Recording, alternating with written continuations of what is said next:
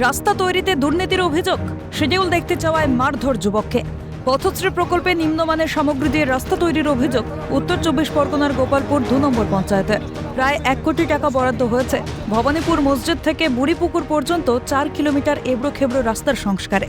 কিন্তু অভিযোগ, নিয়ম মাফিক শিডিউল মেনে হচ্ছে না রাস্তা সংস্কার। তাই জনসমক্ষে শিডিউল টাঙানোর দাবি তোলা হলে এক প্রতিবাদী যুবকের ফোন ছিনিয়ে নেওয়ার চেষ্টা করা হয় বলে অভিযোগ।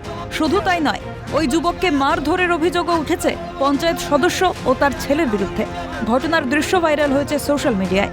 আক্রান্ত যুবকের দাবি, রাস্তায় দুর্নীতির প্রতিবাদ করায় তাকে হুমকি দেওয়া হচ্ছে পঞ্চায়েত সদস্যের তরফে। রাস্তাটা খুঁড়ে আমাদের ওখানে সেই পুরনো পাথর যেগুলো ছিল, রাস্তা অন্তত যা ছিল তাছাড়া চওড়া করছে, কিন্তু সেই পরিমাণে যে গোটা পাথরগুলো সেই পরিমাণে পড়ছে না। যে হ্যাঁ, শিডিউলটা হচ্ছে গিয়ে আমাদের দেখাতে হবে, আমাদের ঠিক পরিমাণে কাজ হচ্ছে না, আমাদের ডাউট হচ্ছে, কিংবা ওইটা আগে লাগাতে হবে, লাগানোর পরে কাজ করতে হবে, নাইলে এখন কাজ বন্ধ রাখতে হবে। এই বলার পরেই আমাদের মেম্বার চড়া হয়ে আমার কাছ থেকে ফোনটা কেড়ে নেওয়ার চেষ্টা করে, আমাকে মারধর করে। ভাই গেছিল, গিয়ে জিজ্ঞাসা করলো, এইসব নিয়ে প্রতিবাদ করছিল যে এগুলো তোমরা শিডিউলটা টাঙাও, দেওয়ার পরে দেখে তোমরা কাজ করো। তো ওরা ওই কাজগুলো করছে একটু দুর্নীতির মধ্যেই করছে, যেহেতু শিডিউল মেনে করছে না।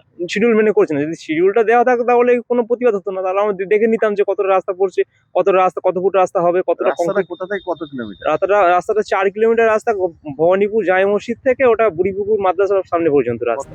যদিও পঞ্চায়েত সদস্য অভিযোগ অস্বীকার করে জানান, শিডিউল মেনেই রাস্তার কাজ হচ্ছে। সেই সঙ্গে পাল্টা দাবি করেন, সিপিএম এর হারমাদরা এলাকায় শিডিউল দেখতে এসেছিল, তৃণমূল শিডিউল দেখাবে কেন? ওরা পিয়ালি টেন্ডার পেয়েছে, ওর বলা হয়েছে, ও সেই যেদিন উদ্বোধন হয়ে ওখানে আজকে মারার কথা রয়েছে। ও সিপিএম এর কটা হারমাত দুজনা আছে, ও একজনা মদ নিয়ে খাইয়ে ও ওইটা করেছে কাজ করে। ওর বারবারই যে এখানে কন্ট্রাক্টর আছে সেও বলেছে, আমরাও বলেছি, এখানে গ্রামবাসীরা বলেছে সেদিন কালকে মারবে, তুই দেখলি শুন সবার রাস্তা দেখারে। ও এ চালিয়ে ওইভাবে ও জুলুম পানা করেছে। আমি দোকানে দাঁড়িয়ে রয়েছি, ওখানে আমি টাকা তুলতে গিয়েছি, দোকানে টাকা তোলার ওই দোকানের মধ্যে গিয়ে আমার সাথে লড়াই বিতর্ক করতে।